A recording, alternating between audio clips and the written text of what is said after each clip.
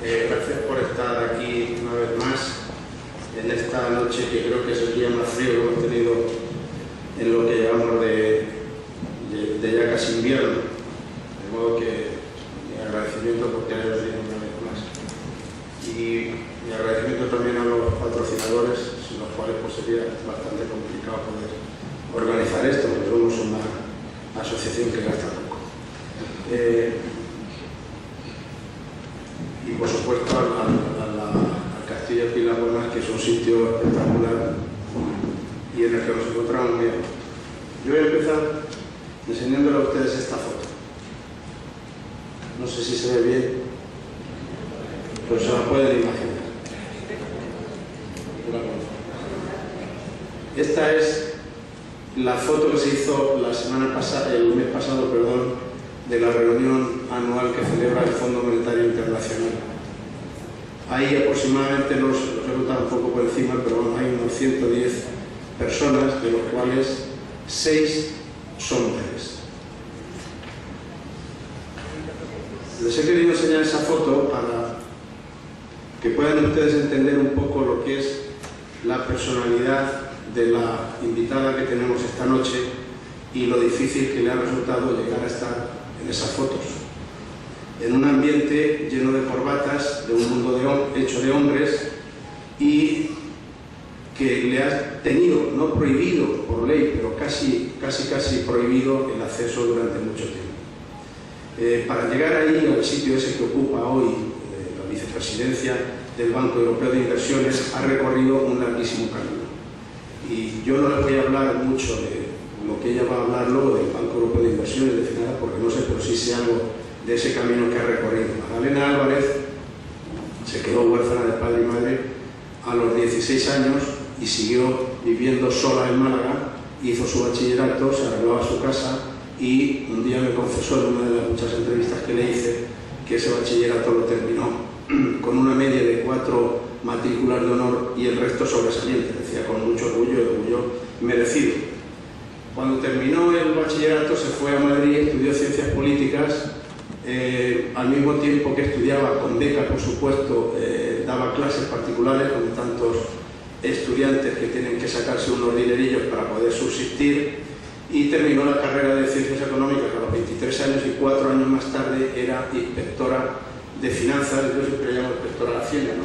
Creo que lo mío es lo más común, que es una posición durísima y que ella también con mucho orgullo dice que la aprobó a la primera, cosa que no es nada habitual. Bueno, me he saltado una cosa que quería decir. Cuando de aquella experiencia de Málaga me comentó una vez una cosa que la he contado algunas veces, y ella me dijo textualmente, dice: supe que tenía que valerme por mí misma. Y yo creo que eso es una máxima que le ha presidido en buena parte de su vida, sobre todo en su vida profesional, y que por eso ha llegado donde ha llegado. Cuando vuelvo al Ministerio de Hacienda, en el Ministerio de Hacienda empieza como inspectora, no les voy a contar los distintos cargos que desarrolla, pero 12 años después era directora general del Departamento de Inspección de Hacienda, o sea que se lo había currado y se había convertido en una experta en temas financieros y de financiación y de, por supuesto, de impuestos, ¿no? Eso fue en el 1994 cuando da el salto a la política.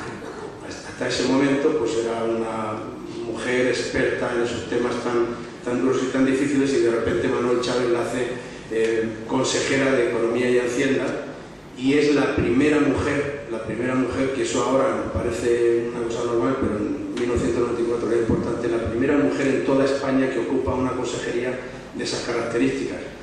Recordarán que cuando estuvo aquí Carmen Calvo, ella misma comentaba que normalmente, y puso el ejemplo que fue una buena ministra, Soledad Becerril, que normalmente las ministras que llegaban a ministrar, las mujeres que llegaban a ministrar, pues las hacían de cultura, de educación y tal, pero era muy difícil acceder a esos puestos de consejera de Economía y Hacienda. Y en esos 4 años, en ese tiempo, cuando yo coincidí con ella trabajando en El País en Sevilla, y en fin, pude conocerla en profundidad y sobre todo ver lo que hacía y lo que le estaba costando.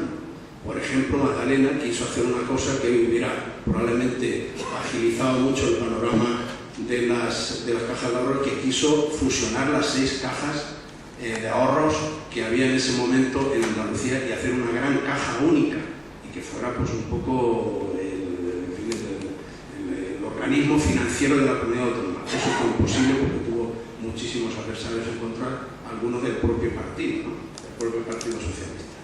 Hoy esas 6 cajas han desaparecido todas, absorbidas o fusionadas, o simplemente se han ido al fin, no quiero decir, han desaparecido simplemente, y solo queda una, que casualmente es la que nos patrocina a nosotros, Unicaja. En aquella época también Magdalena tuvo que discutir porque el gobierno central, entonces en manos del Partido Popular, con José María Aznar, se les olvidó contar a 400.000 andaluces, con lo cual la financiación que llegaba a Andalucía pues será 400.000 menos que nos contaban. Y ahí tuvo serias disputas con el ministro de entonces, que era el señor Rajoy, que hoy es presidente del gobierno. Y también, y termino, tuvo una larga polémica cuando ella denunció que Cajasur iba mal, que allí había, al frente de aquella caja, un cura, el cura Castillejo, que entre otras cosas se había hecho una póliza, como se descubrió luego, de 400 millones para él y sus hermanas. Cuando Magdalena denunció aquello, el cura lo que terminó fue echándose en brazos del Partido Popular, hizo una triquiñuela legal y Cajasur pasó a depender durante un tiempo del gobierno central, entonces del Partido Popular. Casualmente Cajasur también, como saben ustedes, ha desaparecido, nos ha costado cientos de millones de euros, creo que unos 500 aproximadamente, y en los brazos en los que se echó el cura Castillejo eran los del señor Rato, que por cierto, pues sabrán ustedes que es el que ha llevado a esa situación tan penosa en la que se encontrábamos. De ahí Magdalena fue fichada primero como miembro del Consejo de Asesores que tenía Rodríguez Zapatero en los meses previos a la campaña, luego la hizo ministra de Fomento. No les voy a explicar a ustedes lo que hizo como ministra, yo creo que fue una gran ministra, está ahí su obra, la tenemos por ejemplo una de ellas muy cerca, de Peñaperros, pero promovió las infraestructuras en toda España, las comunicaciones, dio un impulso espectacular al AVE, en fin, todo ese tipo de cosas que ustedes ya saben. Para concluir, en menos de 20 años, Magdalena pues, se había convertido en una mujer que de ser una inspectora de Hacienda había pasado por los puestos, bueno, es decir, que es la primera mujer que ocupó el Ministerio de Fomento. Entonces, en esos 20 años, como digo, pues dio el salto de ser una inspectora de Hacienda a ser una experta en altas finanzas, y de ahí le vino también su nombramiento para la vicepresidencia del Banco Europeo de Inversiones.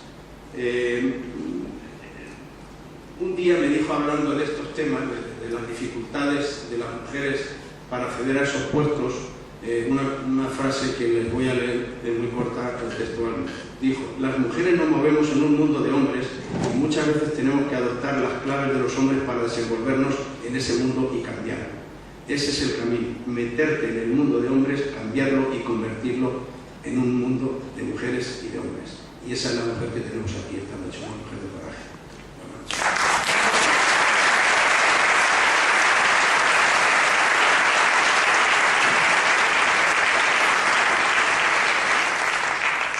Muchas gracias, buenas noches. Les puedo asegurar que no se le iba a decir nada de lo que han dicho, que me ha dado como vergüenza, ¿no? Y sobre todo, menos mal que nos ha contado alguna de las anécdotas, de las meteduras de pata que suelo hacer de vez en cuando. Incluso esta noche algunos de ustedes me han comentado algunas de las cosas que he ido haciendo a lo largo de mi vida.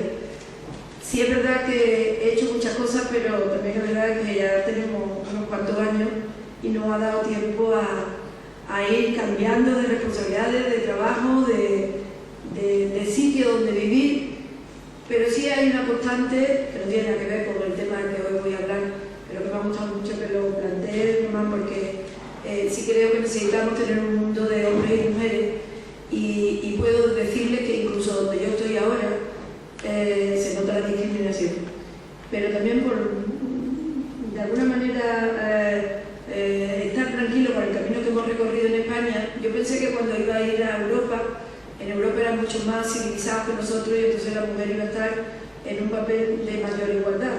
Y tengo que decirles que me ha sorprendido negativamente. O sea que el nivel de concienciación que tenemos en nuestro país y la presión que ejercemos para que se nos respete es mayor de la que encuentro en instituciones europeas.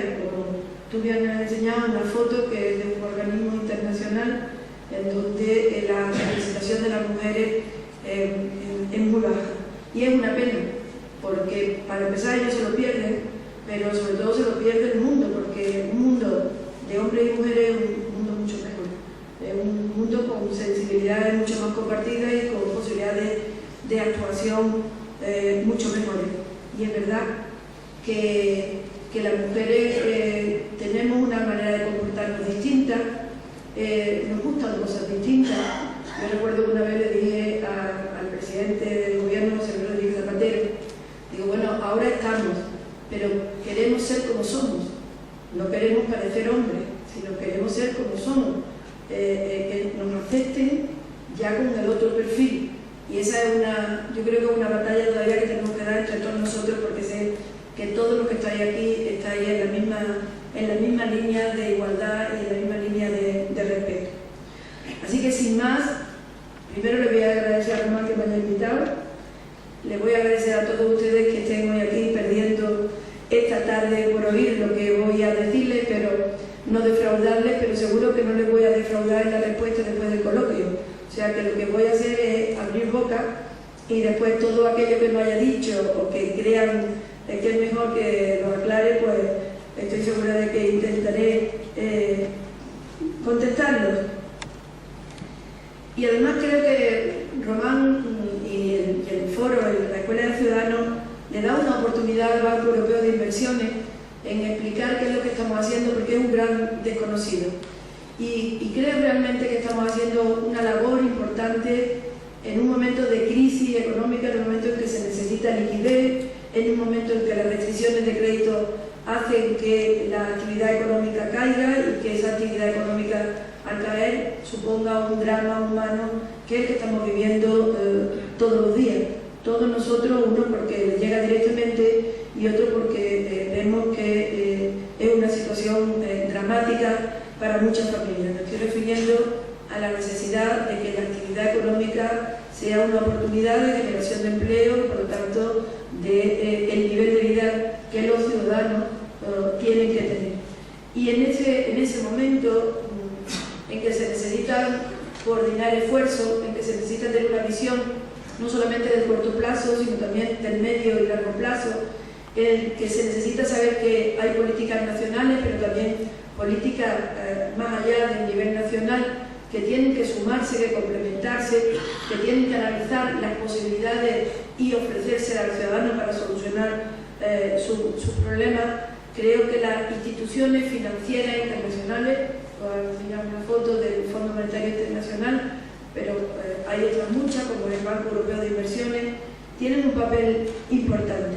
Y sobre ese papel y sobre qué posibilidades tienen de actuar y cuál es su función principal, era lo que yo voy a tratar, era lo que yo quería comentarle y lo que voy a tratar de trasladarle a lo largo de este rato que estemos hablando. Para mí, y es una visión personal, las instituciones financieras internacionales tienen dos grandes funciones. Una es la reasignación de los recursos, en los fallos que tiene el mercado es la reasignación de recursos, es decir, que el mercado funciona, hablando desde el punto de vista de la actividad económica, pero hay una gran parte de esa actividad económica que no lleva a cabo. Y no lleva a cabo por distintos motivos, pero sobre todo porque no tiene un beneficio inmediato. Puede tener un beneficio de medio y largo plazo, pero el que tiene que obtener ese beneficio al hacer la actividad económica, que es la parte privada, pues como no lo obtiene, no lo lleva a cabo. Y esa reasignación de los recursos, también ocuparse de esa parte opaca, podríamos decir, del mercado, de ese punto muerto en el que no actúa, sino se le impulsa para que actúe, es el que yo creo que tiene una función muy importante de llevar a cabo las instituciones financieras públicas, las instituciones financieras internacionales. Y también tiene una parte importante que a lo largo de esta tarde trataré de explicar, que es la actividad anticíclica.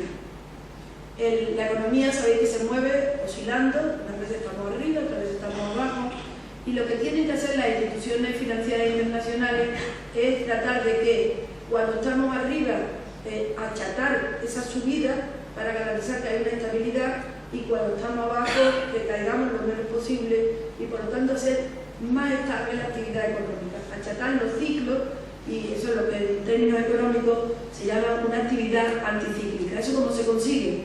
Pues invirtiendo cuando los demás no invierten y frenando la inversión cuando los demás están invirtiendo y no necesitan ser animados a esa actividad inversora. Y por lo tanto, para mí, y decirles que antes de la irrupción de la crisis, esta actividad anticíclica y de reasignación de recursos estaba, digamos, entre comillas, hasta puesta en un verete, o sea que no estaba muy aceptada.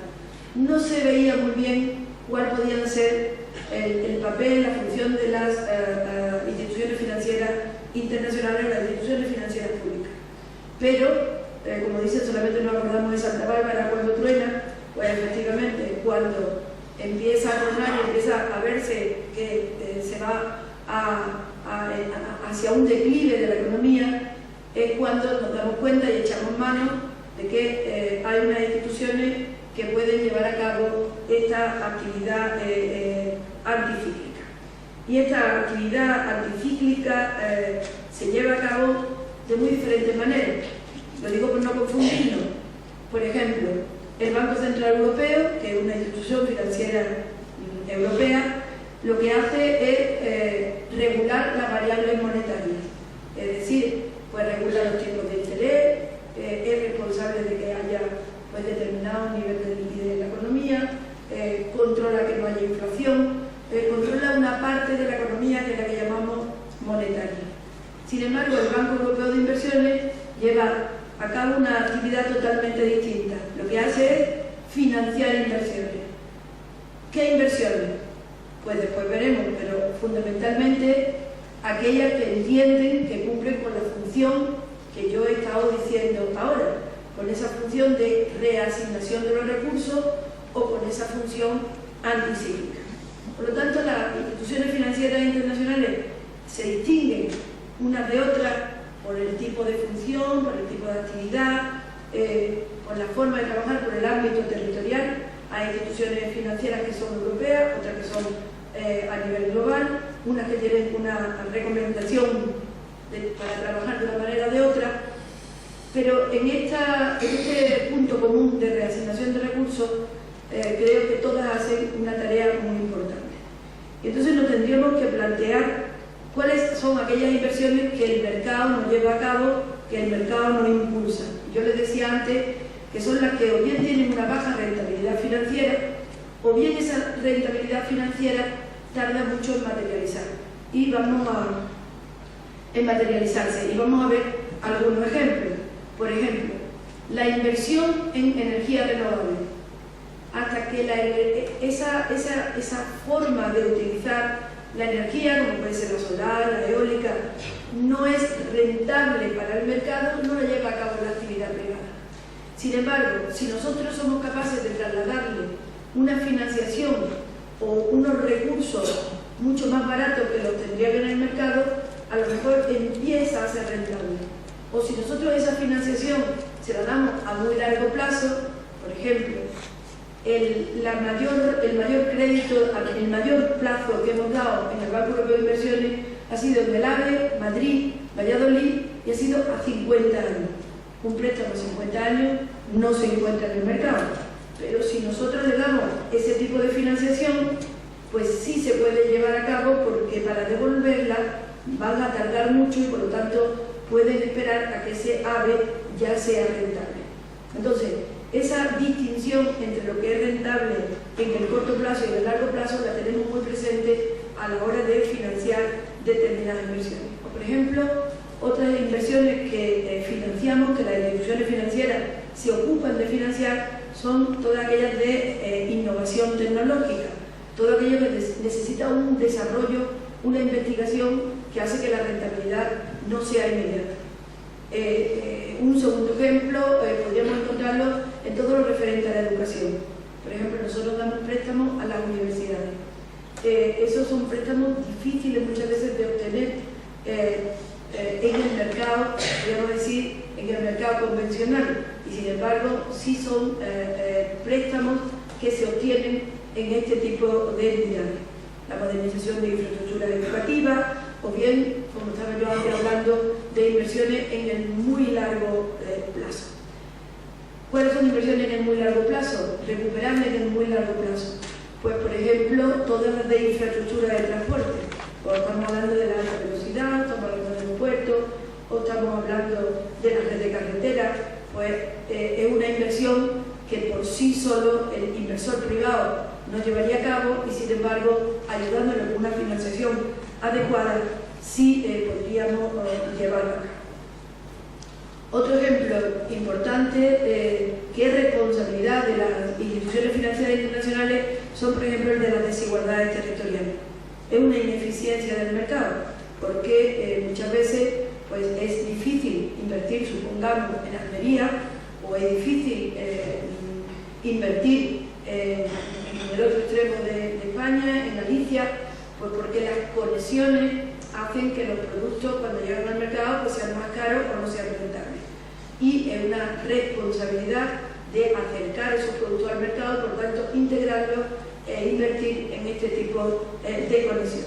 Bueno, pues todas estas prioridades son las que centran la atención de este tipo de instituciones para paliar las deficiencias del mercado y conseguir que efectivamente todas esas posibilidades que tiene un país, todas esas posibilidades sectoriales, pero también territoriales, sean puestas en las mismas condiciones de igualdad, y esto siempre sabemos que a lo largo de un periodo largo de tiempo. Actualmente hay otro tema que centra la atención de este tipo de instituciones y es la pequeña y mediana empresa. ¿Por qué la pequeña y mediana empresa? Porque la pequeña y mediana empresa es la que crea el tejido empresarial, la malla que sostiene toda la economía. Las grandes empresas hacen, podríamos decir, o son responsables de unas áreas determinadas, pero tienen un punto débil. La gran empresa se puede deslocalizar, sin embargo la pequeña empresa está ubicada y fijada al territorio. Y cuando nosotros nos planteamos el darle una estabilidad al crecimiento económico, pero también una oportunidad al territorio, tenemos que empezar trabajando con la pequeña y mediana empresa. Y además la pequeña y mediana empresa es la más débil. Una gran empresa, en momentos de dificultades de liquidez, una gran empresa tiene posibilidades de obtener créditos, de obtener préstamos, de obtener financiación para sus proyectos. Sin embargo, y ahora lo estamos viviendo en primera persona en España, la pequeña y mediana empresa es la más débil para ir al mercado y obtener préstamos. Y ese ha sido uno de los motivos por el cual las entidades financieras internacionales, concretamente el Banco Europeo de Inversiones, se ha centrado en trasladarle financiación a la pequeña y mediana empresa. Esta es una novedad en un banco como el Europeo de Inversiones, que es un banco de inversión y es un banco que trabaja en el medio y largo plazo. Se trabaja en proyectos que maduran en un plazo mayor de los 4 o 5 años y que se pueden extender hasta los 50 años. Ese era antes nuestro nicho de actividad porque era donde no llegaba el mercado. Sin embargo, ahora nos hemos dado cuenta que hay otro gran nicho de actividad que es muy importante para el crecimiento y la generación de empleo y que está sufriendo las consecuencias de la crisis económica y financiera que está atravesando concretamente Europa y todavía más cerca de nosotros nos pilla España. Y por lo tanto, ha sido uno de los sectores en donde nos hemos centrado en estos últimos años. Otro aspecto que yo quería, en el que me quería centrar y que quería aclarar era el papel anticíclico que tiene las instituciones financieras internacionales y concretamente el Banco Europeo de Inversiones. Es decir, refuerza su actividad cuando hay crisis económica, aumenta la financiación de inversiones, facilita que se lleven a cabo proyectos de inversión cuando hay crisis económica y mantiene una actitud o una actividad mucho más reducida, más tímida, cuando esa necesidad no se plantea porque la propia actividad normal de la economía genera esa financiación y no hay restricciones crediticias. Esa actividad es importante, pero está muy relacionada con la dimensión. Es decir, es un aspecto cuantitativo que tenemos que tener en cuenta, porque para que tenga un impacto en la economía tiene que tener una determinada dimensión, una dimensión que haga que sus efectos se noten y que contrapese esa caída de la actividad privada. Estas serían a grandes rasgos lo que yo diría de la actividad de las entidades financieras internacionales, pero me gustaría acercar el foco a lo que hace el Banco Europeo de Inversiones. El Banco Europeo de Inversiones, antes de empezar a detallar determinados aspectos, me gustaría darle 4 notas características de lo que hace el banco en términos generales. La primera característica es que es un banco. O sea, que olvidemos de todas aquellas entidades que lo que dan son subvenciones o hacen otro tipo de actividad que no sea financiera. La actividad del banco es una actividad crediticia. Lo que hace básicamente es dar préstamos o avales, garantías, pero siempre desde la perspectiva del crédito. Pero ¿a quién o a qué le da crédito? ¿Qué financia el Banco Europeo de Inversiones? Pues lo que financian son inversiones. Y aunque parece una cosa evidente, lo digo para distinguirnos de otros bancos, nosotros no financiamos entidades. Nosotros no le damos un préstamo a la Comunidad Autónoma de Castilla-La Mancha, que le hemos dado muchos préstamos. Le damos a la Comunidad Autónoma de Castilla-La Mancha un préstamo para hacer algo, para hacer vivienda, para hacer investigación en las universidades, para rehabilitar un edificio determinado, para trasladárselo a la pequeña y mediana empresa, y por lo tanto lo que nosotros financiamos son proyectos de inversión concretos para hacer una carretera, etc. Es un banco de inversiones, y una característica que a mí me gusta resaltar, y más en estos momentos, es un banco público. ¿Y por qué tiene tanta importancia que sea un banco público? Pues porque lo que busca no es maximizar el beneficio, no busca obtener rendimiento de su actividad. ¿Cuál es nuestro rendimiento? Nuestro rendimiento es mejorar la calidad de vida del ciudadano. Nuestro rendimiento es servir al ciudadano. Por eso creo tan oportuno que esté invitada en este tipo de foros. Nuestro rendimiento es servir al ciudadano. ¿Qué ciudadano? Al ciudadano europeo. Es la cuarta característica. Es un banco de inversiones público y europeo. Por lo tanto, nosotros estamos bajo las directrices de la política europea. ¿Nuestros socios quiénes son? Los Estados miembros. ¿Y nuestros objetivos cuáles son? Los de la política europea. La política europea, que como saben ustedes, trata de reducir la diferencia entre unos territorios y otros, que es la convergencia territorial, reducir la diferencia entre los ciudadanos, la diferencia de nivel de vida de los ciudadanos, por lo tanto, cohesión social. Es una política europea que lo que trata es de integrar los territorios. Una de nuestras estrategias y de nuestras prioridades son las redes de transporte, también las redes eléctricas, para darle una garantía de suministro eléctrico y una integración a todo el territorio europeo. Pero otro de nuestros objetivos es la lucha contra el cambio climático y por lo tanto nosotros damos prioridades a todos aquellos proyectos que supongan una mejora, un mayor respeto y una mayor protección medioambiental, una mejora en el uso de los recursos, una eficiencia en el uso de los recursos, un impulso a todas las energías renovables a las que antes he hecho referencia. Y cuando hablo de cohesión social y territorial, ahí tenemos una prioridad clara, insisto, porque es una prioridad que cada vez gana una mejor posición, que es la pequeña y mediana empresa. Tenemos otra prioridad que es el capital humano. Estamos hablando del conocimiento, de la economía del conocimiento, de la investigación, pero también de los recursos, de la mejor preparación de nuestros ciudadanos, y estamos hablando de los recursos que destinamos a las universidades, los recursos que destinamos a la educación, a la infraestructura educativa, a la sanitaria, etc. O sea que Hablamos de proyectos de inversión, pero en un amplio abanico de proyectos de inversión que sirven a todos estos objetivos, sobre todo dentro de Europa. Y es importante que tengamos en cuenta eso para terminar sabiendo cuál es la posibilidad de actuación que tenemos. Y decía que es una gran oportunidad el estar hoy aquí, porque el Banco Europeo de Inversiones, creo que no se conoce este dato, es la mayor institución financiera internacional. A mucha distancia, a favor de esta gran dimensión que tiene el Banco Europeo de Inversiones, del Banco Mundial. Todo el mundo conoce el Banco Mundial, sin embargo, prácticamente nadie conoce el Banco Europeo de Inversiones.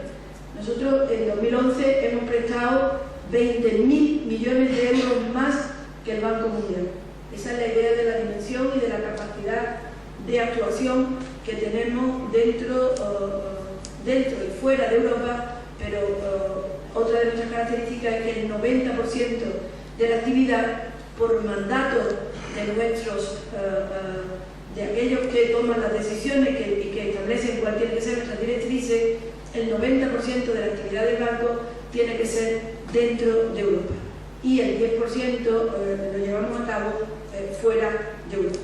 Y por lo tanto nuestra capacidad para incidir en ser un instrumento de política económica adecuado para ser anticíclico y para llevar a cabo la reasignación de recursos viene dado por el volumen de actividad que podemos llevar a cabo anualmente. En 2011 les decía que eran 61.000 millones de euros con una finalidad clara que es para trabajar en pro del crecimiento de Europa, un crecimiento de calidad, entendiendo como tal un crecimiento sostenido, un crecimiento sostenible y un crecimiento inclusivo. Ese es el mandato bajo el cual nosotros trabajamos, entendiendo por sostenido el darle una capacidad de crecimiento a todas las economías europeas de una manera estable. Y para eso trabajamos en darle una mayor capacidad de competir, una mayor productividad a nuestro sistema productivo europeo y una manera de conseguir esto es incrementando la dotación de capital europeo y este capital viene dado por nuestras redes de transporte, por nuestras redes de energía, por nuestra capacidad para innovar y para desarrollar nuevas tecnologías, por nuestro nivel de educación de nuestra población sostenible. Antes hacía referencia a esto, un nivel sostenible es precisamente un crecimiento que haga de nuestros recursos una fuente para el futuro, no algo que vayamos esquilmando en la medida que vayamos creciendo. Y eso significa que tenemos que desarrollarnos a la vez que proteger y darle una garantía de futuro a nuestros recursos, de cualquier tipo, nuestros recursos medioambientales, una preservación de la biodiversidad, en definitiva, hacer que nuestra economía sea competitiva a la vez que sea respetuosa con el medio ambiente y también reducir todos aquellos impactos negativos que el crecimiento pueda suponer para nuestros recursos naturales. Y después decía inclusivo, ahí es donde entra la integración de todas las regiones europeas, la integración de todos los territorios y de todas las personas, la igualdad de oportunidades en la medida que vayamos creciendo es lo que distingue el crecimiento del desarrollo, es decir, que todos participen en los beneficios del crecimiento. Ese es un mandato que tenemos europeo y bajo el cual estamos trabajando, y ahí es donde entra como una pieza clave la pequeña y mediana empresa y las oportunidades que tienen que tener para que esa malla le dé una seguridad y una estabilidad al crecimiento europeo. Todo esto quería decirles con una visión distinta de la visión que se tiene desde el ámbito privado. Por eso somos una entidad pública. Tenemos que tener una visión que vaya más allá del corto plazo y que vea el medio y largo plazo. Es decir, que los árboles nos dejen ver el bosque y tengamos una visión en conjunto de lo que queremos que sea el futuro de nuestro sistema, nuestro sistema territorial, nuestro territorio. Estamos hablando de Europa, podemos acercarnos el foco, estamos hablando de España. En definitiva, que seamos útiles para que el crecimiento salida de la crisis se haga de una manera que nos haga que en la siguiente crisis que la iremos teniendo, las caídas sean menores, la estabilidad sea mayor y los efectos negativos en términos de empleo pues sean mucho menores de lo que hemos sufrido hasta ahora. Y en la labor anticíclica del BEI hemos tenido un mandato de incrementar nuestra actividad en toda esta etapa pasada. Sin embargo, hemos visto que no ha sido suficiente para paliar la situación en la que se ven inmersos muchos países de Europa, entre ellos España, y hemos tenido que hacer un esfuerzo adicional a través de un esfuerzo de adaptación y de suministrar nuevos instrumentos para que sean bien utilizados por la economía y sirva para reducir el desempleo y garantizar una senda de crecimiento mejor. Para llevarlo a cabo hemos tenido que ir haciendo sucesivas ampliaciones de capital del propio banco para mantener su solvencia y darle la capacidad de seguir financiando la actividad privada en las mejores condiciones. Hoy me preguntaban por qué el banco es un banco bueno. ¿Cuáles son las ventajas que el Banco Europeo de Inversiones ofrece al ciudadano? Yo me permitiría decir que, en primer lugar, en estos términos y en estos momentos, la mayor ventaja es que da liquidez, en un momento donde no tiene liquidez la economía. ¿Y esa liquidez cómo la da? Pues la da en mejores términos, la da en mejores condiciones. Nosotros prestamos a un precio más barato y además prestamos a un plazo mayor. Esto da tiempo a que se digiera, digamos decir, por la economía, esa liquidez que se le suministra a menor precio y a mayor plazo, y pueden llevar a cabo inversiones que de otra manera no se podrían hacer. Hoy me preguntaba Román que le pusiera algún ejemplo, porque se había sorprendido de un dato que yo di el otro día en Sevilla sobre el volumen de préstamos que habíamos dado a la economía española en 2011. Dimos 9.000 millones de euros de préstamos para diferentes inversiones. Y la ventaja financiera, el ahorro que le supuso de una manera acumulada, después podemos ver algún ejemplo concreto identificando un proyecto de inversión, fue de 1.900 millones de euros. O sea que en 9.000 millones de euros, la ventaja financiera, la diferencia que han obtenido, si ese préstamo lo hubieran obtenido en el mercado, esos 9.000 millones, la ventaja financiera han sido de 1.900 millones de euros. Eso es un ahorro para nuestra economía, es un ahorro tan importante que permite hacer otras muchas cosas, pero además es mucho más. Es una reducción de coste, porque con esos 1.900 millones, eso significa que a la hora de devolver el dinero han tenido que devolver menos y por lo tanto han tenido, individualmente hablando, una reducción de los costes, por lo tanto una mayor capacidad de competir y una reducción en términos globales del gasto que ha llevado a cabo nuestra economía en el año concretamente 2011. Y yo le ponía a Román un ejemplo que ha sido el último préstamo que he firmado para el Metro de Granada. El Metro de Granada, de 130 millones de euros que se le da de préstamo, el 40% es de ahorro financiero. Esto quiere decir que todo el material móvil que se va a comprar para el Metro de Granada le sale gratis al inversor, al promotor del proyecto, al que sea. En este caso es la Junta de Andalucía, pero podría haber sido cualquier otro inversor. Ponía el ejemplo también de en Lorca, que dimos un préstamo también para todos los efectos negativos del terremoto, para rehabilitar un determinado edificio, y también el ahorro financiero pues era de más de un tercio. Esta ventaja financiera, ¿por qué se puede trasladar? Pues porque es un banco público. Nosotros tenemos una gran solvencia, porque tenemos una gran dimensión y además un equilibrio entre el riesgo que asumimos al dar los préstamos y el capital que nos está está soportando por detrás, podríamos decir, para que se entienda. Tenemos la triple A, que es lo que ahora es el top de los ratings. Cuando empiezan a decir, ha rebajado el rating, tiene tras rating, en definitiva nos colocan en una escalera y el banco está en el tope de la escalera, con el mejor rating. Y después al resto de los calificados por la agencia de rating los va colocando en los distintos niveles de esa escalera. ¿Y qué significa la escalera? Porque estamos con mayor facilidad, estamos más cerca de obtener los préstamos. Los obtenemos más barato, a más plazo y con mayor facilidad.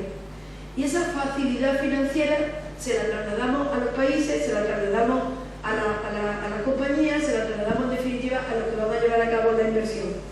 Trasladamos la ventaja de obtener liquidez, trasladamos los mejores precios que obtenemos, es decir, más barato, a menos tipos de interés, y trasladamos la ventaja del plazo. Por eso somos un banco bueno, porque lo que hacemos es bueno, cómo lo hacemos es bueno, los resultados de lo que hacemos es bueno y somos buenos para los ciudadanos. Así que sin más, no sé si me han hablado mucho o poco, porque yo no soy como Iñaki que controla el tiempo, no lo controlo, no tengo ni idea, pero con esto termino ofreciéndome a que hagamos un coloquio fluido y franco de todos los temas que a ustedes les puedan interesar y que yo pueda contestarles. Muchas gracias.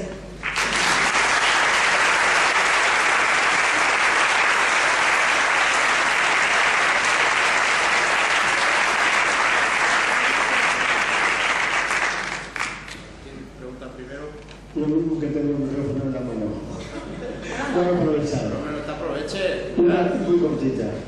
Magdalena, ¿tú estás a favor de liberar la economía o al contrario, de que esté controlada siempre la economía, los bancos y todo el sistema capitalista? Bueno, yo creo que hay que controlar todo lo que se pueda controlar y se deba controlar, pero sobre todo lo que tenemos que tener siempre claro es a quién servimos, y servimos a los ciudadanos. Y lo que tenemos que buscar siempre es tomar decisiones adecuadas que permitan dar un margen de maniobra, pero con los límites que establezcan el respeto de los derechos de los ciudadanos. Aquí, mira. Ya, está pasado. Bueno, Magdalena, tres preguntas sencillas.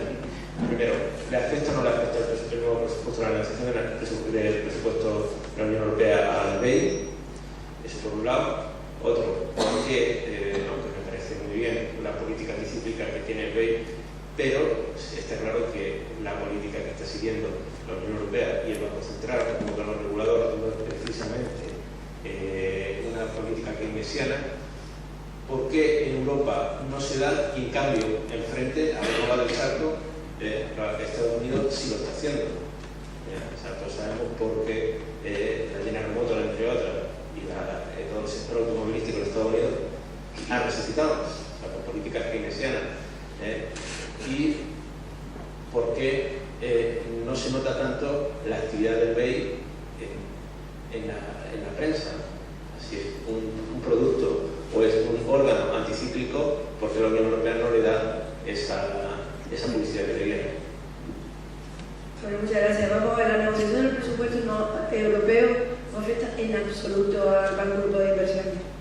A nosotros lo que nos afecta es el capital y el riesgo, como cualquier entidad crediticia. Nosotros somos públicos porque somos propiedad de los Estados miembros, pero en el resto de nuestra actividad actuamos o tenemos dinero en los mercados, la financiación la tenemos en los mercados, como cualquiera, con las mismas condiciones y con las mismas posibilidades, y lo único que también nos volvemos a distinguir como bancos públicos es que trasladamos la ventaja financiera de lo que nosotros obtenemos en mejores condiciones al ciudadano a través de financiar los proyectos de inversión. Efectivamente, llevamos a cabo una actividad anticíclica por mandato europeo, y esta actividad anticíclica se ha puesto de manifiesto en el próximo incremento de capital que vamos a tener de 10.000 millones de euros desembolsados, en donde los Estados miembros van a participar de acuerdo con la proporción que tienen en el capital del banco, y esto va a suponer movilizar inversiones por más de 160.000 millones de euros. Lo digo tan despacito porque no podemos ni hacernos una idea de lo que significa eso. Y eso es puramente keynesiano. La actividad del banco anticíclica yo creo que es más que keynesiana, porque si recordamos lo que decía Keynes, para reactivar la economía, decía, bueno, aunque de una manera muy sencilla lo voy a explicar, aunque se tenga que hacer un boquete y después rellenarlo, eso crea empleo. El tiempo que se está haciendo el boquete y rellenando crea empleo, y por lo tanto ya esa actividad tiene utilidad, aunque no tenga ninguna utilidad, como el fin en sí mismo es solamente generar empleo, generar actividad y mover la economía. Y eso yo digo que es más que keynesiano, porque además de reactivar la economía financiando inversiones, se busca que esas inversiones sean útiles para el futuro y también en el corto plazo, o sea, en el corto, en el medio y en el largo.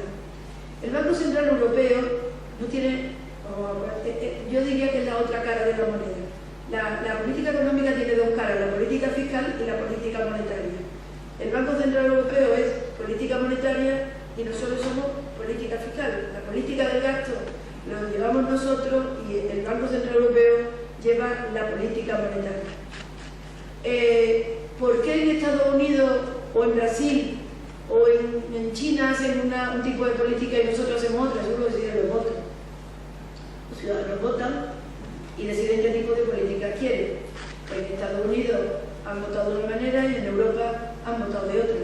Y lo deciden los ciudadanos, y en una democracia eso es lo que respetamos. Y lo último es que yo creo que tienes toda la razón.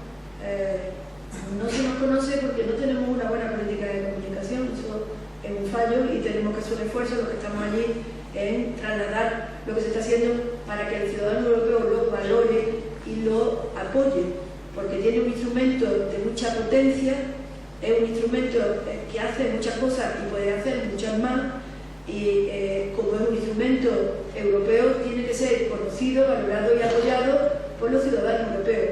Eso es lo que además yo creo que estáis haciendo también aquí, que es trasladar mensajes, que la gente conozca lo que se está haciendo y a través del conocimiento apoyarlo o no apoyarlo, lo que se quiera.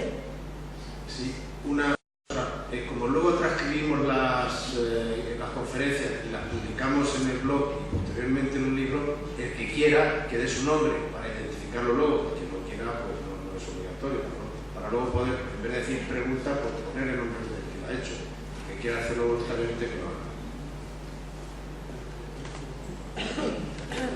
Buenas noches, me llamo Javier Sánchez Mateos. Gracias por compartir su tiempo con nosotros y por haber venido aceptando la invitación, que no la conozco. Si da la impresión de que monopolizo el turno de preguntas, primeramente me gustaría saber, quizás no haya tenido suficiente, cómo o de dónde coge ese dinero el BEI. He querido entender que también va a buscar fondos fuera, a la banca privada, sin embargo es un banco público. También me queda la duda de cómo en esa labor anticíclica, cuando la curva está en el máximo, si el BEI tiene dinero para invertir, ¿qué hace con ese dinero que deja de invertir para frenar el crecimiento? O, bueno, yo no entiendo, si realmente esa actividad anticíclica en los periodos de máximo siento que no alcanzo a entenderla. Decirle también que yo personalmente conocía un poquito por los periódicos la función del BEI, pero si realmente son 20.000 millones de euros más que el Banco Mundial, debería darse más a conocer. Entiendo que no, empresas que les habría venido fenomenal. Decirle también que en cuanto a la calificación de la AAA, yo personalmente no presumiría, es algo personal de Javier. ¿Por qué? Porque Lehman Brothers, AIG, etcétera, cayeron teniendo esa AAA, ¿no? Lo que sí yo le animaría era que dentro de Europa se formara una agencia de calificación europea que hiciera contrapesos a las americanas o a las japonesas, que existen. Y ya particularmente para mi región y para España, para mí,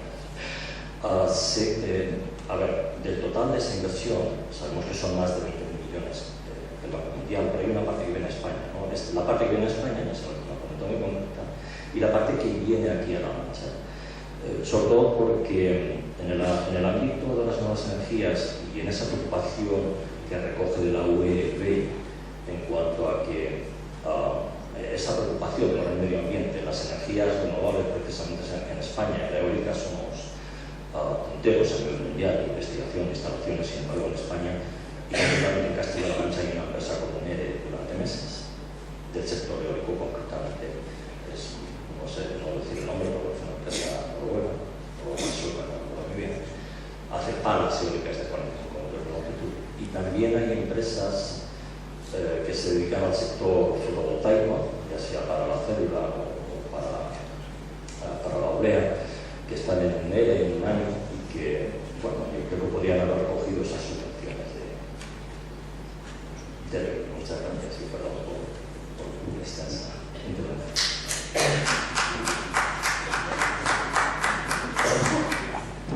Bueno, muchas gracias.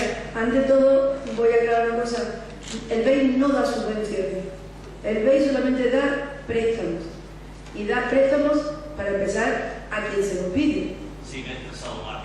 No, pero yo aprovecho para aclararlo porque es muy usual que pensemos que o da préstamos o da subvenciones, que es un campo en el que se puede mover fácilmente. El BEI solamente da préstamos, insisto, da préstamos a quien le presenta un proyecto que cumple con los requisitos exigidos para obtener ese préstamo. Es decir, tiene que ser solvente el proyecto desde el punto de vista técnico, económico, financiero y algo muy serio, que no es alguien que presenta un proyecto y inmediatamente se obtiene como si fuera algo automático el crédito, sino que se pasa por una serie de controles porque efectivamente estamos administrando una responsabilidad que no es baladí, sino que es una gran responsabilidad por el impacto que tiene en la economía y en la calidad de vida de nuestros ciudadanos. El dato que me pide, menos mal que lo traía, porque en 2011, por ejemplo, la actividad del BEI fue de 60.000 millones de euros aproximadamente. En 2011, España obtuvo 9.000 millones de préstamos y Castilla-La Mancha 900. ¿Es mucho o poco? Pues yo he estudiado el tema con respecto a España. España es el principal cliente del banco desde hace 8 años.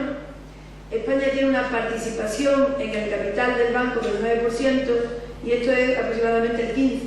Por lo tanto, España tiene una gran participación, es un gran cliente y tiene un papel muy activo dentro de la actividad del Banco Europeo de Inversiones. Se analizan los proyectos de energía renovable, se analizan los que se presentan y si cumplen los requisitos se dan. De fotovoltaica no nos da nunca ningún préstamo en España.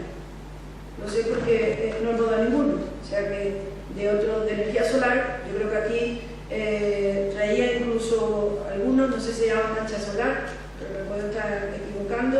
Hay un proyecto que se llama mancha solar, me parece, lo he leído en algún documento. Pero seguro que sí. Mancha Sol,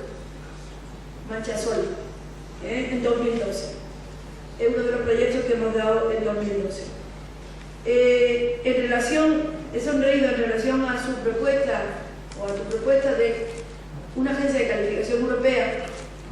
Yo en todo este camino que he ido recorriendo a lo largo de mi vida profesional, durante un año he sido europarlamentaria y me tocó hacer un informe en relación a la crisis económica que se llamaba Instrumentos para salir de la crisis. Y una de las propuestas que yo hice al Parlamento Europeo que se aprobó fue la creación de una agencia europea de rating. O sea que no solamente coincido, sino que yo ya lo he propuesto, pero no depende de mí y la mitad de las cosas que se proponen en general no llegan y yo creo que el 99% de las que propongo yo nunca salen, así que esta puede ser una de ellas, pero lo he propuesto, estoy totalmente de acuerdo, me parece que no se funciona como se debería de funcionar en este campo, pero lo que no comparto es esa afirmación de que no presumamos, sobre todo con los dedos, porque la comparación no puede ser más negativa, que no presumamos de tener la AAA porque también lo tenía Lehman Brothers. Claro que presumimos, porque así conseguimos el dinero barato. Es la única manera de conseguir el dinero barato en este mundo. Igual que decía Román, que yo adaptaba muchas veces pues, la forma de comportarse en determinados ámbitos, que tenemos que seguir los roles de los hombres, porque si no había sitio para las mujeres, pues para conseguir una financiación en buenas condiciones solamente se consigue en este mundo si eres AAA. Así que yo espero que estoy segura que tenemos la AAA porque nos lo merecemos, sin tener que decir que los que califican siempre aciertan o no, pero que como para obtener la financiación te tienen que calificar, así que el que no está calificado no entra, y nuestra manera de trasladar el dinero es precisamente manteniendo y teniendo mucho cuidado en no perder esa calificación.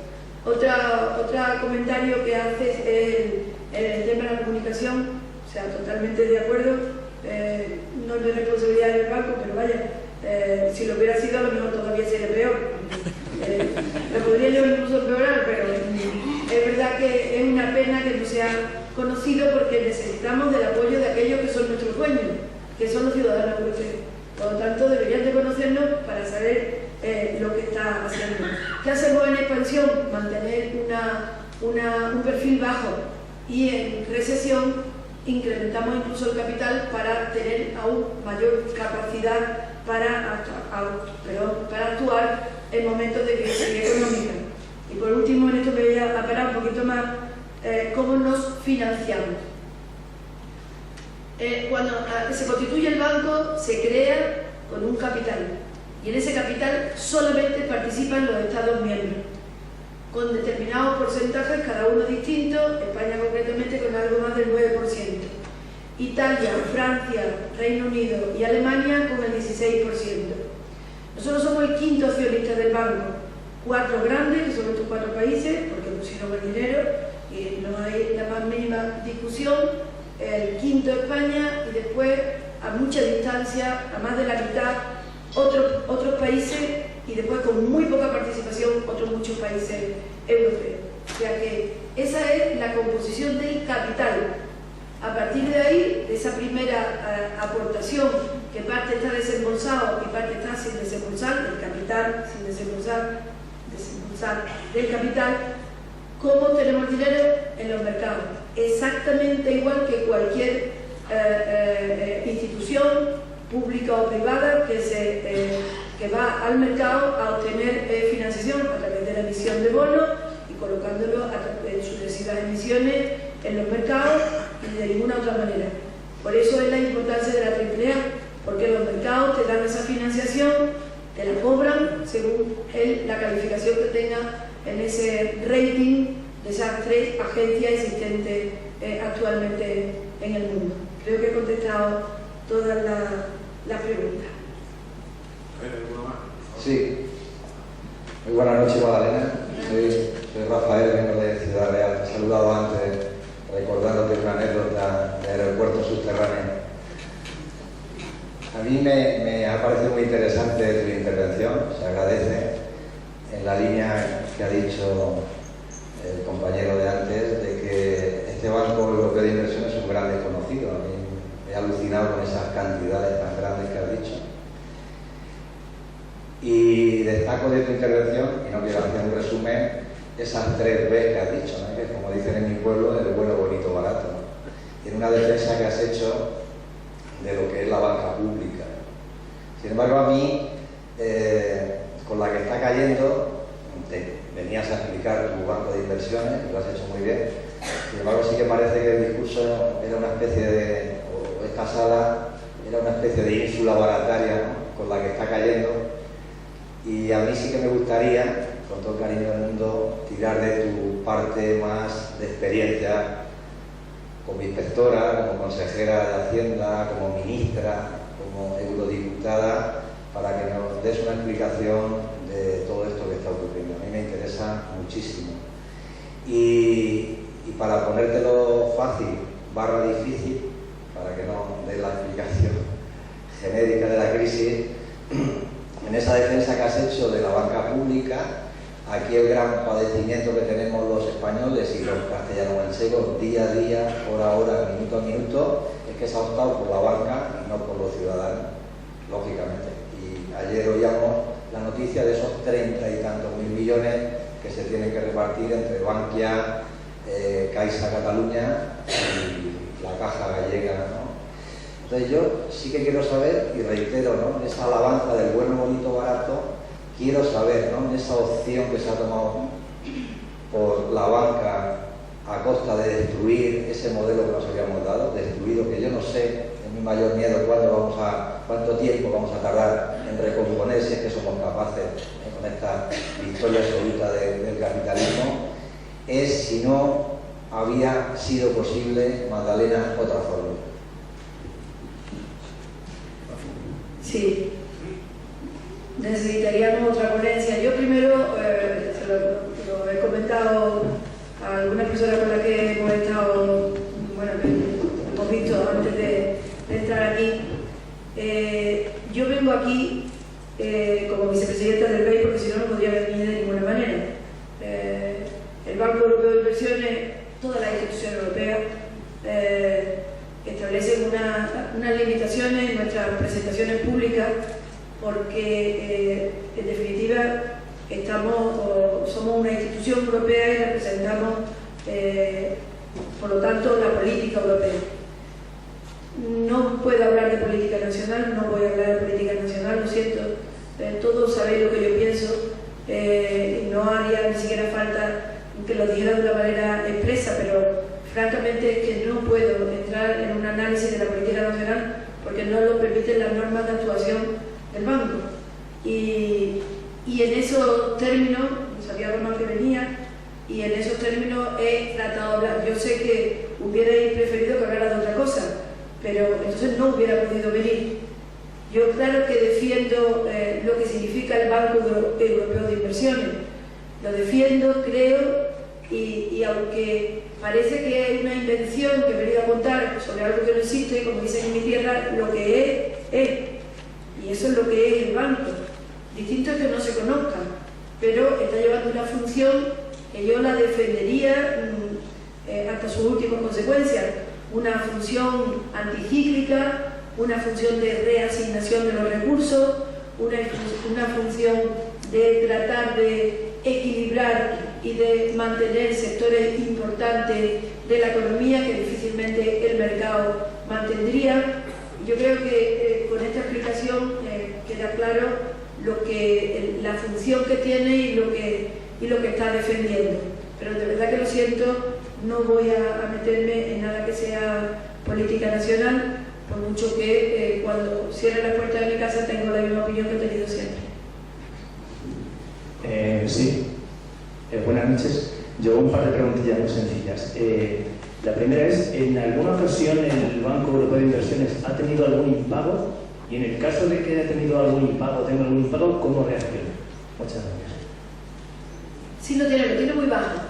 Lo estaba buscando por aquí porque tenía ese dato. Es impresionante. Pero realmente no tiene impago porque lo que siempre tiene son garantías. Entonces, cuando alguien lo cumple, pues se cobran con la garantía. La garantía soberana, la de los países, la garantía bancaria, garantía con cédula, de todo, de cualquier tipo, pero nunca se da un préstamo sin garantía. Por lo tanto, lo que hace es ejecutar la garantía que tiene. Bueno, aquí lo tenía el dato. Nunca pensé que me preguntarais esto. Le he dicho a Román que hoy iba a hacer la intervención de otra manera porque pensaba que los datos os aburrían. Entonces, he evitado darlo. La calidad de cartera de operaciones con un ratio de impagados muy baja, el 0,1% a final de 2011. El 0,1%. Ese es el ratio de impagados que tenemos. Es muy baja. Hola, buenas noches. Me alegra de tener a una mujer en los hombres. Mira, a mí me gustaría comentar dos cosas. Una de ellas es que no es extraño que no se oiga nada del Banco de Inversión Europeo por la agresividad que tiene el neoliberalismo en todas sus instituciones, en las cuales considero todas las demás. Todas las que van prácticamente buscando el beneficio propio en vez del beneficio público. Esto es un movimiento que data prácticamente desde los años 70 y no me extraña en absoluto la agresividad que tiene.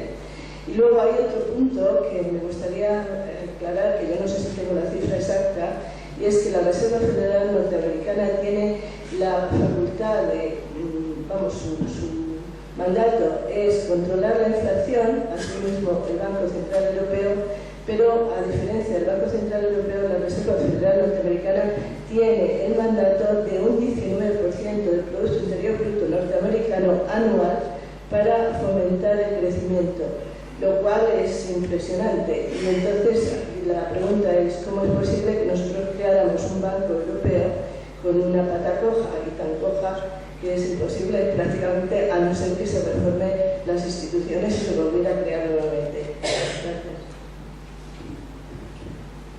Bueno, yo creo que la explicación es fácil. Cada uno tiene las instituciones que ha creado y que hemos votado y que hemos defendido. Entonces, es muy difícil comparar las instituciones americanas con las nuestras de esa manera, ¿no? Se dice, ¿por qué la Reserva Federal no tiene las mismas características, o el Banco Central Europeo no tiene las mismas características que la Reserva Federal? Porque se creó con esa finalidad y desde luego su única responsabilidad es la política monetaria, y si no estamos de acuerdo tendremos que proponer el modificarlo, pero no tiene ninguna otra justificación, por lo menos yo no la podría dar. No sé por qué fue el motivo de que se crearon con distintos perfiles dentro de Europa, vuelvo a decir, por ejemplo el Banco Central Europeo y el Banco Europeo de Inversiones, que por cierto es la primera institución europea. El Banco Europeo de Inversiones se creó antes que el resto de las instituciones europeas y se han definido los perfiles de una forma totalmente distinta que las instituciones americanas, pero yo no podría decir por qué se han creado en América, en Estados Unidos, unas instituciones y otras distintas en Europa. Son las instituciones que hemos ido creando uno y otro con la historia que tenemos a la espalda y con las posibilidades también que tenemos a la espalda, y de acuerdo con, podríamos decir, con la capacidad que te da pues estar en un país como es Estados Unidos, o estar en un proyecto político que se está generando como es Europa. La historia es totalmente distinta y por lo tanto las posibilidades de las instituciones también lo son. Pero eso es una opinión absolutamente particular, no tengo ningún tipo de justificación con fundamento para explicarlo.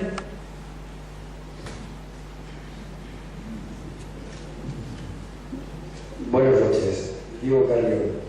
A ver, mi pregunta me parece que está abortada con su anterior respuesta, porque, bueno, hoy conocemos todos mucho más el Banco Europeo de Inversiones, gracias a la brillante presentación que nos ha hecho de él, y antes de hacer la pregunta, a ver si soy capaz de enfocarla de forma que se comprometa algo con lo local, quería felicitarla por el brillante trayectoria profesional que ha tenido y política. Es evidente que al formarse un banco europeo, los accionistas colocan a sus personas allí, porque a veces los estados accionistas colocan a las personas que quieren representarlos. Evidentemente se llega, por tanto, a través de la política. Y yo quería hacer un poco más político el acto, sin ideología.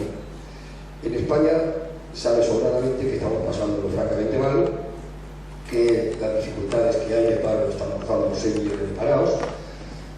Todos los meses o todas las semanas hay noticias de ERES, problemas graves en la sociedad española. Y cuando se les preguntamos a los españoles cuáles son los problemas más graves que tienen, enumeran de forma clara: 1, la economía, o sea, la situación económica, la crisis económica; 2, el paro; y 3, los políticos.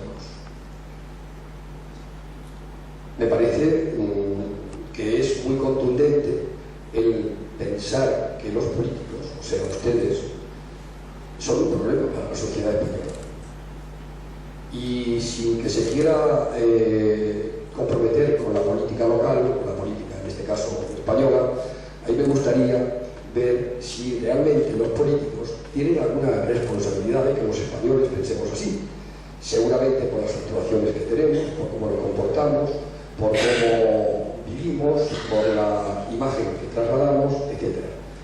Si puede decirnos algo sobre esto, porque es la tercera preocupación de los españoles en las encuestas. Muchas gracias. Voy a respirar 2 veces antes de contestar. Aquí sí le puedo contestar alguna cosa. Cuando no hay políticos, lo que hay es una dictadura. No, lo digo para que nos demos cuenta.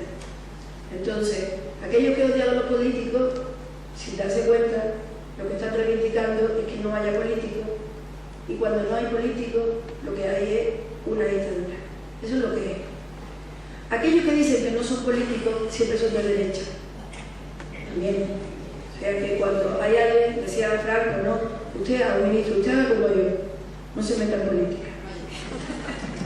Por lo cual, yo, que fíjese, no me considero política. Digo, broma. Lo que siempre es que cuando nací, a mi madre no le dijeron como Vila, aquí ha nacido una política. Todos los que estamos aquí podemos trabajar una vez en un sitio, otra vez en otro, tenemos nuestras propias ideas. Si queremos, servimos a esa idea o no. Y esa es una clave importante para saber que realmente, si la sociedad española piensa que el problema son los políticos, que efectivamente la sociedad española tiene un problema. Tiene un problema. Porque no nos estamos dando cuenta que tenemos que trabajar para que esa sensación se derive hacia realmente cuál debe ser el problema. El político no le quita el puesto de trabajo a nadie. El político no está usurpando nada. El político tiene que estar representando a alguien en cada caso en el puesto que le corresponda, y yo le diría que todos los que estamos aquí y en España y en el mundo deberíamos de estar abiertos a poder trabajar un tiempo en la política, porque la política no es como el sacerdocio. Bueno, y ahora incluso se puede salir, que te mete y no sale.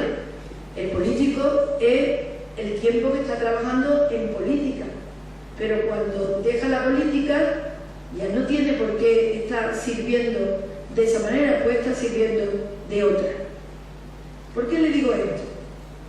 Porque a ustedes les podrá parecer extraño que yo haya dicho que no puedo meterme en temas de política nacional, ni internacional, porque para estar donde estoy, que por cierto, nombrada por España, solamente estoy yo, el resto de los españoles que están en el banco no han sido nombrados por España, han sido objeto de unos exámenes, han ido allí, o sea que el banco tiene 2.000 personas trabajando, y solamente en el consejo de dirección hay personas que representan a sus países, 7. El resto no están en nombre de sus países, aunque sí, para que ustedes también lo sepan, cada país, por el estatuto del banco, concretamente el del banco, tiene un derecho a que haya un número determinado de sus nacionales. Entonces, nadie entra por el cupo, pero sí tiene que haber un equilibrio entre los países de acuerdo con el capital que esos países hayan puesto en la estructura del banco. Y yo le quitaría le querría quitar, pero vaya, creo que es difícil, ese como, o por lo menos a mí me ha parecido, ¿no? Esa especie de lamento negativo de ese lastre que tenemos encima, porque algunos de nosotros se dedican a la política. Yo ahora no estoy en política, pero cuando he estado, le voy a decir una cosa, me siento orgullosa de haber estado. No he sacado más de la política que el gusto de poder hacer cosas por los ciudadanos, de poder prestar mis conocimientos y prestar mi voz a mucha gente que de otra manera no hubiera podido estar allí. Defender lo que yo creía que me votaba, quería que yo defendiera. Y me siento absolutamente orgullosa de haber trabajado en la política. y no me importaría volver, porque creo que es una obligación que tenemos los ciudadanos. Creo que este es el foro más adecuado para reivindicarlo. Todos los que estamos aquí deberíamos de estar abiertos en un momento determinado a pasar muchas veces por el suplicio que es la política. Mucho más duro de lo que muchos de los que no han pasado nunca. Yo lo haría como con la Mili. ¿Qué pasa, hombre? Y que aguanten el tirón. Porque muchas veces el que está allí luchando por sus ciudadanos, luchando por los derechos, luchando por lo que cree que tienen que conseguir, por el respeto que tienen que tener, por el sitio que tienen que dársele, muchas veces no se le entiende. Y yo podría contarle miles de anécdotas que incluso ahora hasta cuando lo veo digo, anda, pues para que se entere luego de un peine. El otro día pude ver en la tele a alguien que criticaba Caja Sur, alguien que estoy segura que me criticó hasta la muerte porque yo quise poner a los responsables de Caja Sur en el sitio que le correspondía, exclusivamente. Entonces, no me puedo sentir culpable de haber participado en la política, me siento orgullosa y me siento en deuda con los ciudadanos que me permitieron hacer eso. Pero cuando no estoy no me puedo inventar que estoy. Por lo tanto, no he querido vulnerar ninguna norma que yo voluntariamente, cuando mi gobierno me dijo que fuera el Banco Europeo de Inversiones a defender los intereses de los españoles, de todos, y cada uno de los españoles, por cierto, y de los portugueses, allí, pues tengo que respetar las reglas que a mí me dijeron que tenía que cumplir antes de aceptar ese cargo. Y con la misma lealtad que he defendido los intereses de los votantes cuando he estado en un puesto político, defiendo lo que a mí me han dicho que tengo que hacer cuando no estoy en un puesto político, que es en el banco. Yo espero que me entendáis, si no, porque no siento mucho.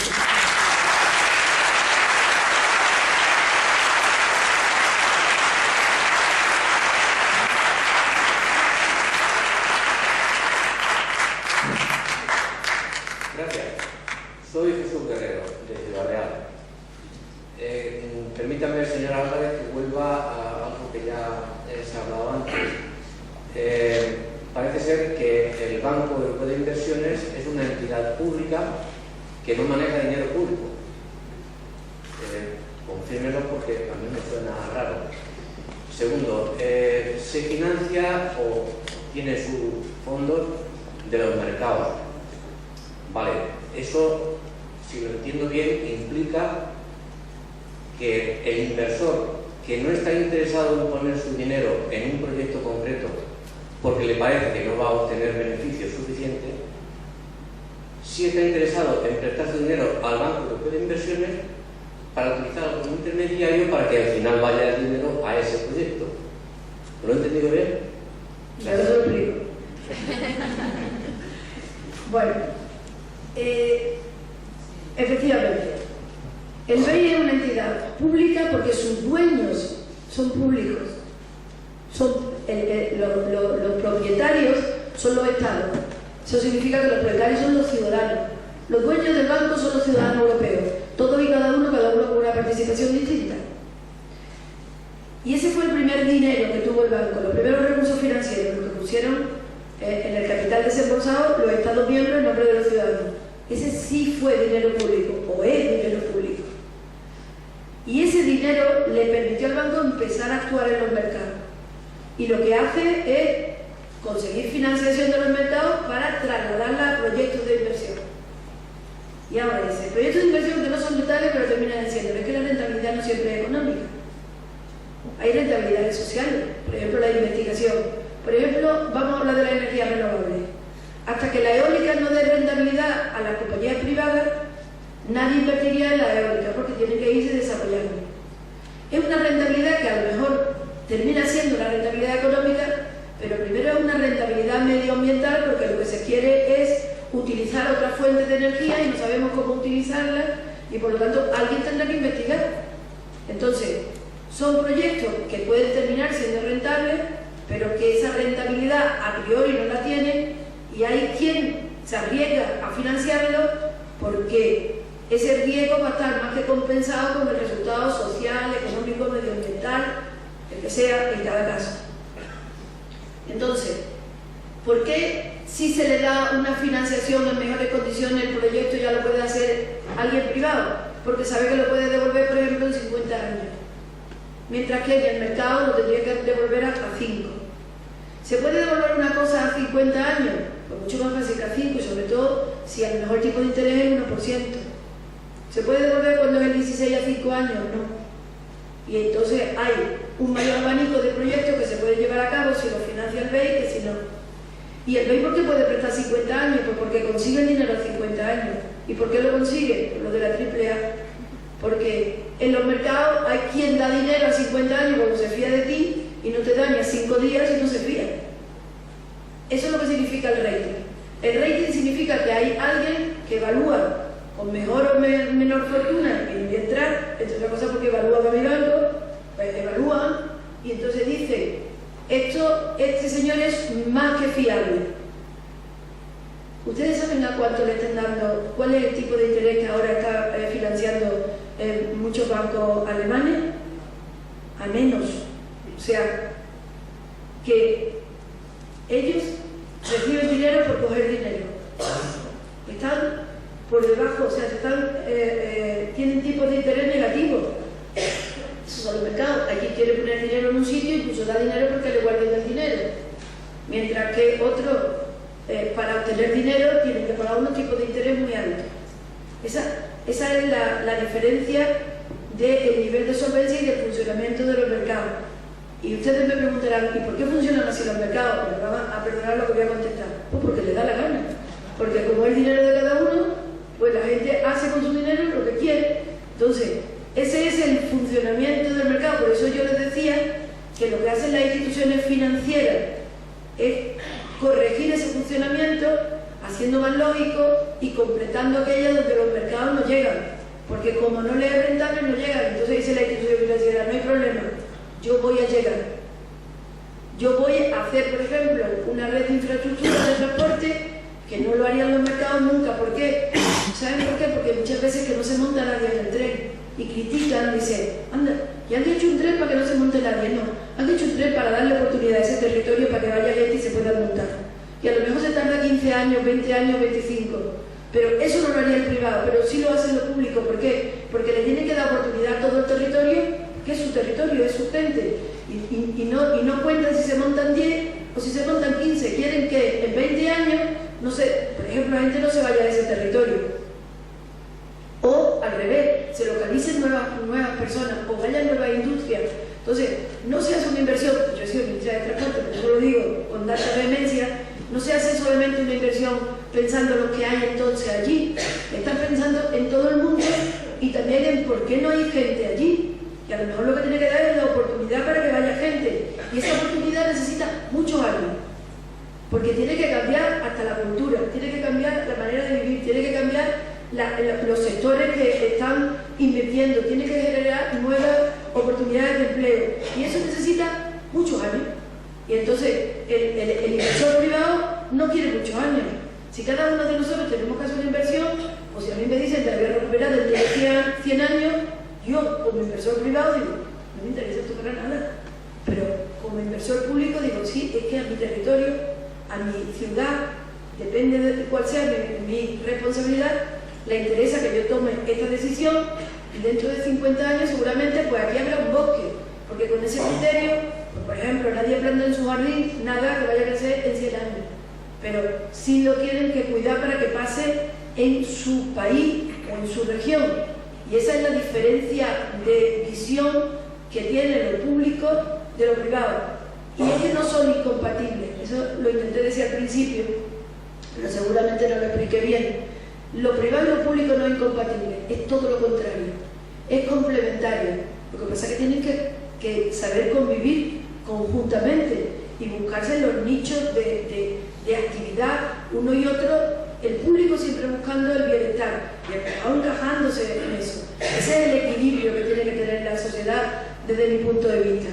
Pero ni hay que demonizar lo público, como hacen algunos, ni hay que demonizar lo privado, como pueden hacer otros. Yo creo que la clave es la convivencia de ambos y la complementariedad.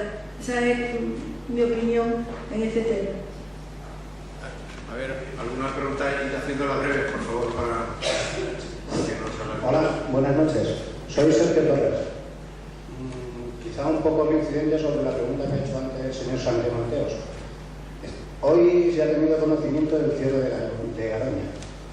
Estamos en un territorio que siempre se ha comentado que está harto de sol. ¿Se tiene conocimiento de una posible inversión a nivel de reforzar esas energías renovables en contraste con el cierre de esta central nuclear? No, desde el Banco Europeo de Inversiones no, francamente. A ver, ¿alguna más? ¿Serían ahí? ¿Alguien más? Venga, la última. Buenas noches. Es una pregunta muy concreta que a lo mejor en el transcurso de la charla se ha dicho, pero que yo es que ando mal de oído y no me parece concreta. Todos los Estados miembros y las regiones de los Estados miembros acceden a la financiación del Banco de Inversiones en las mismas condiciones, más concretas. Castilla-La Mancha accede en las mismas condiciones que un land en Alemania, o tiene otro tipo, o es más baja, o es eso lo que quería preguntar. Normalmente todos los territorios acceden en las mismas condiciones, pero siempre los préstamos están unidos al riesgo. Ahora mismo España tiene el mismo, se llama el riesgo soberano, es el mismo que el resto de los países de Europa, incluido Castilla-La Mancha. Bueno, pues yo creo que es suficiente. Yo una pregunta práctica, porque igual alguien aquí tiene algún proyecto en la cabeza. ¿Dónde está el Banco Europeo de Inversiones si yo quiero pedir un préstamo? Bueno, vamos a ver, tiene una página web que es fácil de... Una oficina, ¿no hay? En Madrid, en Velázquez. Sí. En Velázquez, en el vídeo de Velázquez.